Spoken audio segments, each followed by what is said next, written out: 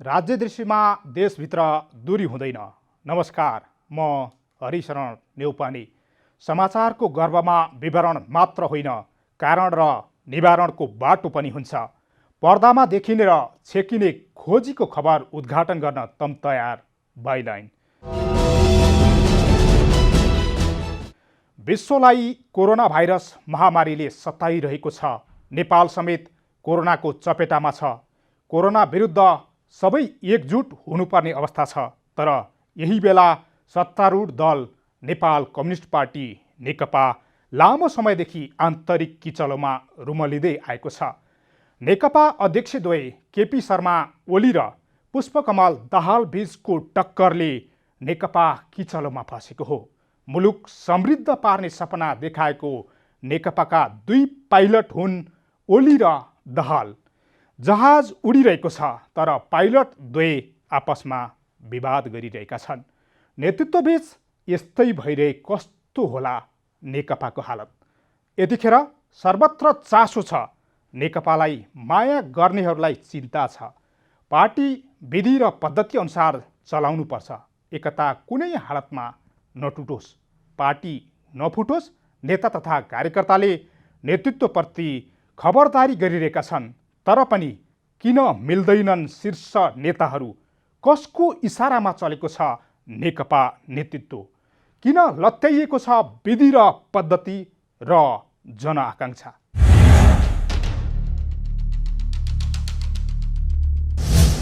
आइतबार बिहान नेकपाका अध्यक्ष पुष्पकमल दाहालले प्रधानमन्त्री तथा अर्का अध्यक्ष केपी शर्मा ओली इतरका सचिवालय सदस्यहरूलाई आफ्नो निवास कुमलटारमा बोलाए। पूर्व प्रधानमन्त्री माधव कुमार नेपाल, झलनाथ खनाल सहित नेकपाका अधिकांश नेताहरू कुमलटार पुगे। अकस्मात अध्यक्ष दाहालले बोलाएर प्रधानमन्त्रीले अब आफ्नो बाटो लागौं भनेर भन्नुभयो भन्ने कुरा गरे। मतलब पार्टी फुटाउँ भनेर ओलीले प्रस्ताव गर्नुभयो भनेर दाहालले ब्रिफिङ गरे। त्यो समाचार एकैछिनमा भाइरल बन्यो र नेकपा फुटको संघारमा पुगिसकेको भन्दै नेता तथा कार्यकर्ताहरूले सामाजिक सञ्जालहरूमा समेत चिन्ता व्यक्त गर्न थाले।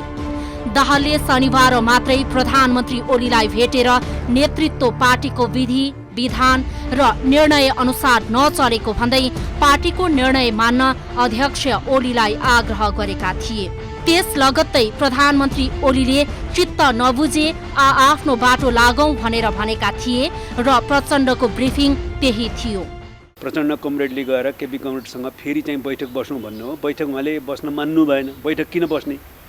बैठक बसेर बहुमतले निर्णय गरे नि म मान्दिनँ होइन। तपाईँहरू बैठक बसेर कुनै निर्णय गर्नुभयो भने पनि म चाहिँ ठुलो एक्सन चाल्छु भन्नुभयो भनेर कमरेड प्रचण्डले हामीलाई ब्रिफिङ गर्नुभएको, जानकारी गराउनु भएको छ। त्यसो हो भने त्यो ठिक भएन नि त। हामी सबै व्यक्तिहरू जतिसुकै ठुलो नेता भए पनि, जतिसुकै ठुलो पदमा भए पनि हामी पार्टीका सिपाहीहरू हौँ। हामीले छलफलको स्वतन्त्रता र कामका रूपमा एकताको कार्यपद्धतिलाई पालना गर्नुपर्छ। त्यस कारणले पार्टीको निर्णय मान्ने र त्यसलाई लागू गर्ने र पार्टीलाई विधि र पद्धतिमा सञ्चालन गर्ने र आफू त्यस अन्तर्गत चल्ने कुरामा चाहिँ हामी अगाडि बढ्नुपर्ने हुन्छ।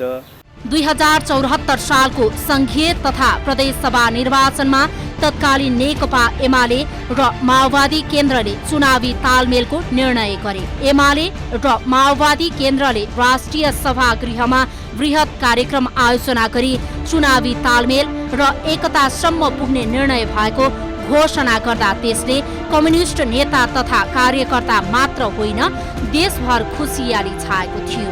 अस्थिरताले प्रताडित नेपाली राजनीतिमा दुई ठूला दलको मिलनले राजनीतिक स्थिरताको संकेत दिएको थियो। अब त स्थायी सरकार बन्छ र देशको मुहार फेरिन्छ भन्ने सोच जनतामा थियो। त्यही आशा र भरोसामा जनताले तत्कालीन वाम गठबन्धनलाई करिब 2/3 मत दिए। तत्कालीन वाम गठबन्धन र हालको नेकपाले केन्द्र र 6वटा प्रदेशमा एकलौटी सरकार सञ्चालन गर्ने अवसर पनि पायो। त्यही अवसरलाई तत्कालीन एमाले र माओवादी केन्द्रले पार्टी एकतामै रूपान्तरण गरे र नेकपा जन्मियो। 2075 साल जेठ 3 गते मदन आश्रित स्मृति दिवस पारेर एमाले र माओवादी केन्द्रले एकताको घोषणा गरे। एमाले र माओवादी केन्द्र एकीकरण भई नेपाल कम्युनिस्ट पार्टी नेकपा बन्यो। तर एकताको 2 वर्ष नहुँदै नेकपा भित्र खटपट सुरु भयो। सानातिना खटपट मात्रै होइन, कति पटक त संसद भङ्ग गर्ने र पार्टी विभाजनसम्म हुने कुरा चल्यो। एमाले र माओवादी केन्द्रबीच एकताको लागि धेरै पटक विभिन्न सहमति भएका छन्। सहमति कार्यान्वयन नहुँदा नेकपामा खटपट देखिएको हो।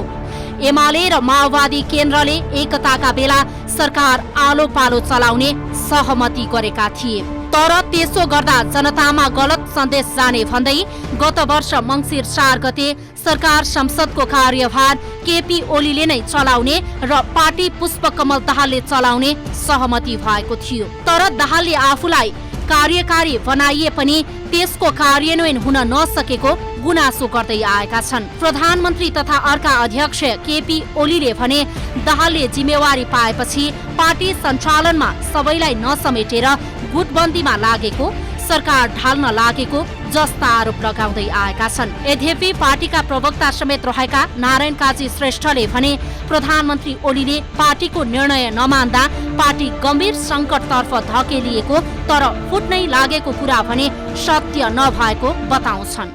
पार्टीमा सङ्कट चाहिँ देखा परेकै स्थिति छ, तर फुटमै पुगिसकेको भन्ने होइन, फुटबाट बचाउनु पनि पर्छ। किनभने पार्टी एकता हामीले धेरै ठुलो मेहनत गरेर हासिल गरेका हौँ र पार्टी एकता त्यत्तिकै ठुलो पार्टी बनाउनु मात्रै गरिएको होइन। देश र जनताका हितलाई केन्द्रबिन्दुमा राखेर राजनीतिक परिवर्तनलाई सामाजिक आर्थिक क्षेत्रमा विस्तारित गर्ने, सामाजिक न्यायसहित समृद्ध मुलुक बनाउने र समाजवादको आधार तयार पार्ने र समाजवादको दिशामा जाने उद्देश्यलाई केन्द्रबिन्दुमा राखेर पार्टी एकता गरेका हौँ। त्यसकारणले यो पार्टी एकता यति सजिलै फुटको दिशातिर धकिलन दिने पक्षमा हामी छैनौँ। त्यसकारण पार्टी एकतामा सङ्कट निश्चित रूपमा पैदा भएको छ। पार्टी विवाद बढ्दै गएपछि विवाद समाधानका लागि भन्दै कार्यदल पनि बन्यो। विवादको स्थायी समाधानका लागि भन्दै नेकपाले महासचिव विष्णु पौडेलको संयोजकत्वमा 6 सदस्यीय कार्यदल बनायो। कार्यदलले विवाद समाधानका लागि शीर्ष नेतृत्वलाई 52 बुँदे सुझाव प्रतिवेदन पनि दियो। प्रतिवेदनमा सरकारको नेतृत्व एक अध्यक्षले गर्ने र पार्टी अर्का अध्यक्षले चलाउने उल्लेख थियो। प्रतिवेदन बमोजिम पार्टीको निर्णय तथा सल्लाह अनुसार केपी ओलीले सरकार सञ्चालन गर्ने र पार्टी कार्यकारी अध्यक्षका रूपमा दाहालले चलाउने निर्णय समेत भयो। तर ओलीले सहमति लगत्तै आफ्ना मान्छे मात्रै राखेर मन्त्रीहरू फेरबदल गरे। मन्त्रीमण्डल हेरफेर पार्टीको निर्णय र सल्लाह बिना नै भएको आरोप लगाउँदै दाहाल पक्षले त्यसको विरोध गर्यो भने ओली पक्षले अध्यक्ष दाहालसँग छलफल गरी सहमतिमै मन्त्रीहरूको हेरफेर भएको भन्दै आफ्नो बचाउ गर्यो। त्यसपछि विवाद थप जटिल बन्दै गयो र अहिले बरु पार्टी नै फुटोस् तर सरकार र सत्तामा परिवर्तन हुँदैन भन्ने सोच पलाएको छ, जसको कारण नेकपा यति बेला गम्भीर राजनीतिक सङ्कटमा फसेको छ र समाधान ननिस्के फुटको सङ्घारमा पुगेको छ। अहिले पार्टीमा खतरा छ होइन, सङ्कट छ, तर त्यसलाई बचाउनु पर्छ, पार्टी एकताको रक्षा गर्नुपर्छ। म फेरि भन्छु, पार्टी एकताको रक्षा त गर्ने, औपचारिक रूपमा फुट त नहुने, तर चाहिँ पार्टी विसर्जन बनाउनु त कसैलाई पनि पाइँदैन। पार्टी विघटन र विसर्जनको दिशातिर लैजानु भएन। यो पार्टीलाई भ्रष्ट पुँजीवादी पार्टीमा रूपान्तरण गर्न दिन पनि भएन। यो तीनटै खतराबाट हामी बचाउनु पर्छ। अध्यक्ष बीचको बेमेलले नेकपा विवादमा फस्दा करिब 8 लाख कार्यकर्ता अन्यलमा छन्। नेकपाले मुलुकमा विकासको लहर ल्याउँछ कि भन्ने विश्वासका साथ मत दिएका देशवासी खिन्न छन्।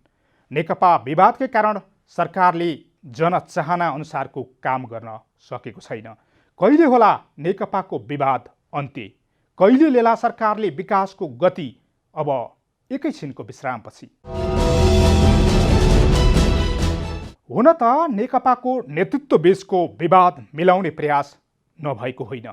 यसको लागि अध्यक्षद्वय केपी शर्मा ओली र पुष्पकमल दाहाल बीच पटक पटक वार्ता, छलफल र सहमतिको प्रयास भएकै हो। तर त्यसको कार्यान्वयन किन हुन सकेन?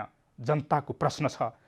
आवश्यकता अब सहमतिको होइन, कार्यान्वयनको हो, नेतृत्वको इमान्दारिताको हो, प्रतिबद्धताको हो।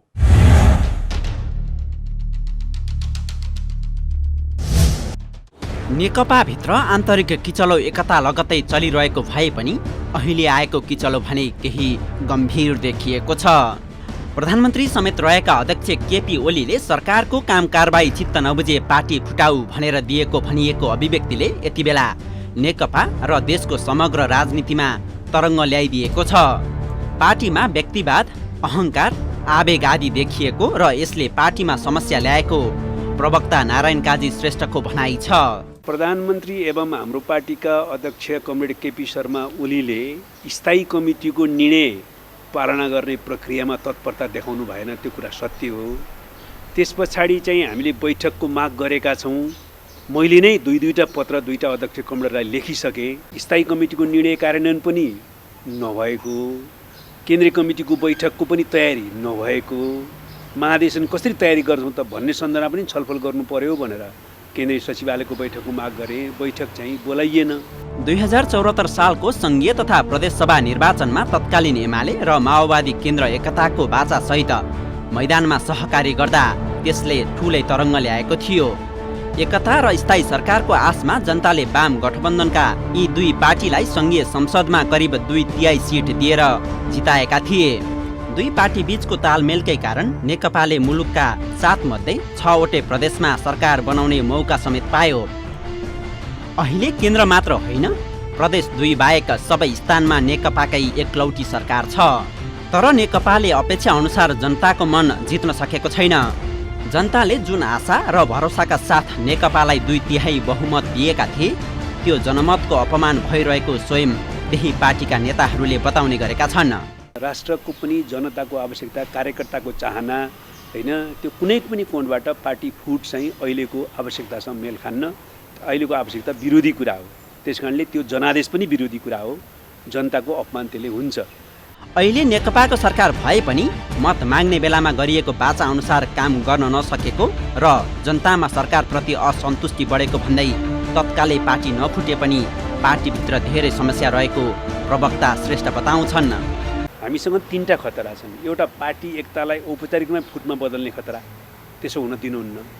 दोस्रो चाहिँ पार्टी फुटमा त नबदल्ने तर पार्टीलाई पार्टी जस्तो बन्न नदिने, पार्टीको विधि पनि नमान्ने, पद्धति पनि नमान्ने, पार्टीको निर्णय पनि नमान्ने, मै हुँ पार्टी भन्ने जोसुकैले भने पनि त्यस्तो गर्दै गयो भने त यो पार्टी विसर्जनमा जान्छ, विघटनमा जान्छ।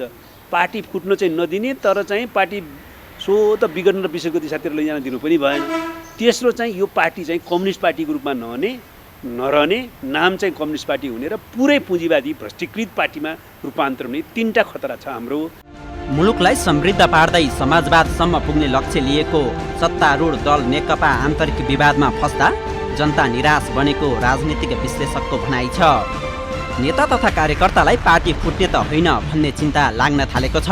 हिजो जस्तो जुन ढङ्गको एउटा मान्छेहरूको हामी जुन एउटा सपनामा होइन, एउटा हामी यो सपना छ हाम्रो, यसलाई पुरा गर्ने भनेर हामी जान्थ्यौँ। अब त्यो सपना नभएर अब चाहिँ विखण्डित ढङ्गले व्यक्तिका आफ्ना स्वार्थहरू अभिव्यक्त भएका छन्। तलसम्म पनि पार्टीको तलसम्मको अवस्था पनि वास्तवमा त्यति राम्रो छैन र यो धेरै सङ्कटपूर्ण नै छ। र यसको चाहिँ असर के देखिन्छ भन्दाखेरि नेपालमा हामीले जुन अब समाजवादी आन्दोलन भन्छौँ नि, कम्युनिस्ट आन्दोलन पनि भने हुन्छ, तर कम्युनिस्ट आन्दोलन भन्दा पनि समाजवादी आन्दोलनसम्म मात्रै भए पनि धेरै ठुलो प्रगतिशीलता हुन्छ नि, त्यो कुरा पनि वास्तवमा विसर्जनतिर गइरहेको म देखिरहेको छु।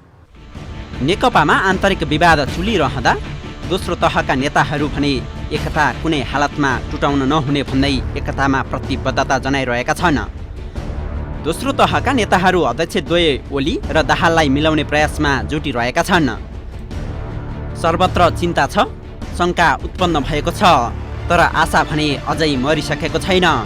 युवा नेता गोकर्ण विष्टले सामाजिक सञ्जालमा देश र जनताभन्दा नेता ठुलो, पार्टीभन्दा गुट ठुलो मान्ने प्रवृत्तिलाई सच्चाए मात्रै आन्दोलनलाई सशक्त र एकताबद्ध बनाउन सकिने भन्दै नेकपाभित्रको विवादको कारणलाई खोतल्ने प्रयास गरेका छन्। विवाद, वार्ता अनि सहमति कार्यान्वयन गर्ने प्रतिबद्धताकै लागि फेरि अर्को सहमति कहिलेसम्म रहने यो क्रम नेकपामा यस्तो प्रवृत्ति के देशवासीले सधैँ नेकपाको विवाद मात्रै बिहोर्नु पर्ने हो त?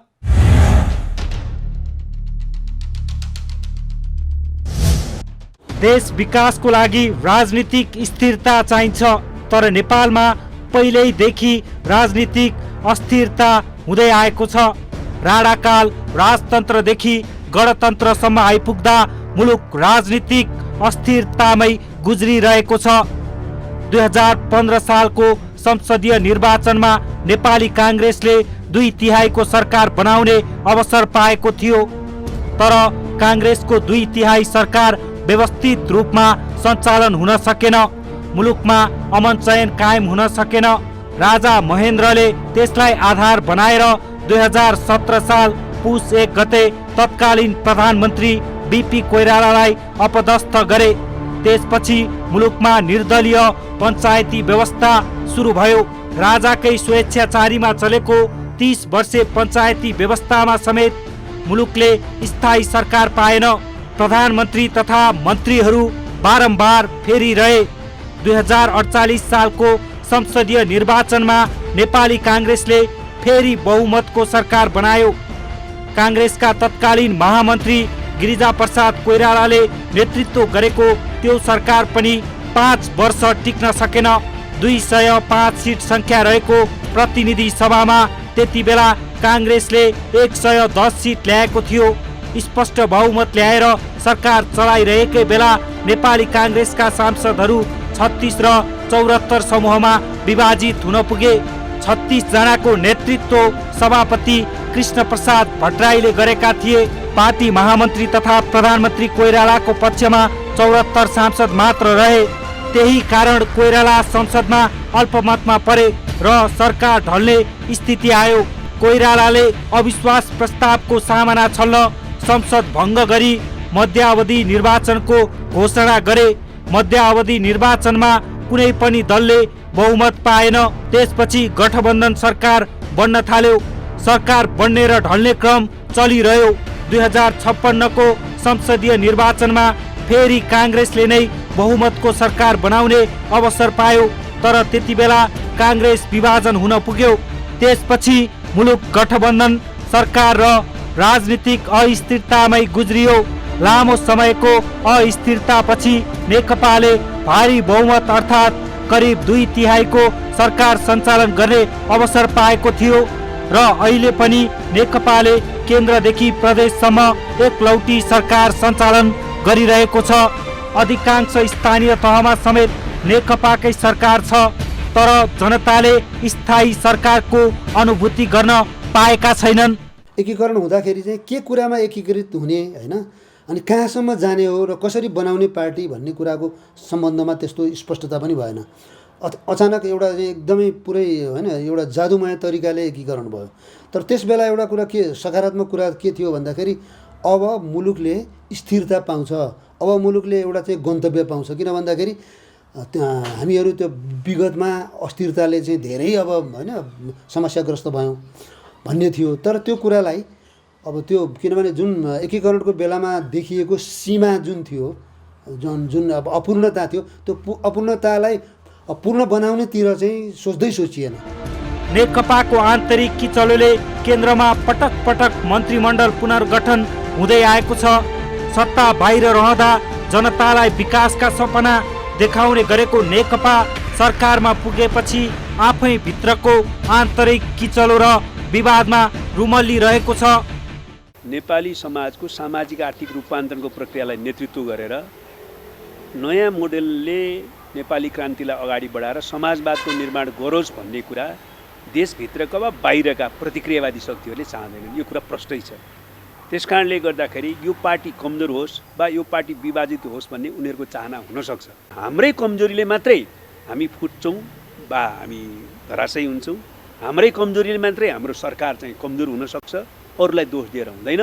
अरूले हामीलाई असफल पार्न खोज्न सक्छन्, त्यसप्रति सचेत हुनुपर्छ, त्यसलाई परास्त गर्नुपर्छ। अरूले हामीलाई चाहिँ प्रोभोक गर्न सक्छन्, उत्तेजित गर्न सक्छन्, थाहा नपाइकन उत्तेजित गर्न सक्छन्। हामीलाई त्यस्तो ढङ्गले प्रयोग गर्न खोजी नै हुनसक्छ।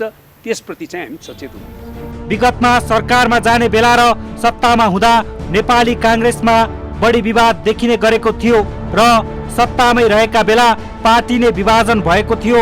काङ्ग्रेसमा देखिएको रोग यति बेला नेकपामा सरेको छ। विगतमा सत्तामा रहँदा काङ्ग्रेस फुटेको देखेका जनताले अहिले नेकपा पनि विभाजन हुने त होइन भनेर शङ्का गरिरहेका छन्। कार्यकर्ता र जनताले एकता कायम राखेरै अगाडि बढ्न नेतृत्वलाई सुझाव दिँदै आएका छन्। एकता भाड्न सक्रिय हुनेहरू विरुद्ध खबरदारी गरिरहेका छन्। पटक पटक फुटेर नेपाली काङ्ग्रेसले चेतिसकेको छ। फुटको अनुभव र त्यसको असर नेकपामा अहिलेका नेताहरूले समेत भोगिरहेका छन्। तर पनि नेकपाभित्र चरम व्यक्तिवाद, दम्भ र अहङ्कार अनि आवेगले काम गरिरहेको छ। नेकपाका प्रवक्ता समेत रहेका नेता नारायण काजी श्रेष्ठ नेकपालाई फुटाउन देशी तथा विदेशी प्रतिक्रियावादी शक्ति लागि परेको आरोप लगाउँछन्। तर पनि अहिले फुटेर होइन, जुटेर एकताको बाँकी कार्यभार पुरा गर्नुपर्ने दायित्व रहेको भन्दै मिल्नुको विकल्प नरहेको नेता श्रेष्ठको भनाइ छ। तर पनि एकले अर्काको अस्तित्व स्वीकार नगर्ने र पार्टीको नीति र निर्णय नमान्ने संस्कारले पार्टीलाई पतनको दिशामा डोराउने खतरा नेताहरूले देखिरहेका छन्। देश विकासका लागि राजनीतिक स्थिरता अपरिहार्य छ। विगतमा अरू दलले मुलुकमा राजनीतिक स्थिरता कायम गर्न सकेनन्। नेकपाले चाहिँ सक्छ कि भन्ने आशा थियो देशवासीमा। तर अहिले नेकपाप्रतिको त्यो आशा टुट्न लागेको छ। आभास त्यस्तै भइरहेको छ, जनकथन त्यस्तै छ। मुलुक फेरि राजनीतिक अस्थिरताको चक्रव्यूहमा पर्ने त होइन, देशवासीलाई चिन्ता छ। यदि घोषणापत्रमा भनिए झैँ नेकपा मुलुकको समृद्धिका लागि अगाडि बढ्ने हो भने तत्कालै दलभित्र विद्यमान विवाद समाधान गर्नु आवश्यक छ। कायम रहनुपर्छ पार्टी एकता। नेतृत्व अब आपसमा जुधेर होइन, जुटेर अगाडि बढ्नुपर्छ। मुलुकको माटो जहाँ छोए पनि राष्ट्र एकैचोटि जागरुक हुन्छ। यो दूरीविहीन आचरण नै समाचार। समाचारको मूलधार, बाइलाइन अर्थात् जिम्मेवार पत्रकारिता। नमस्कार।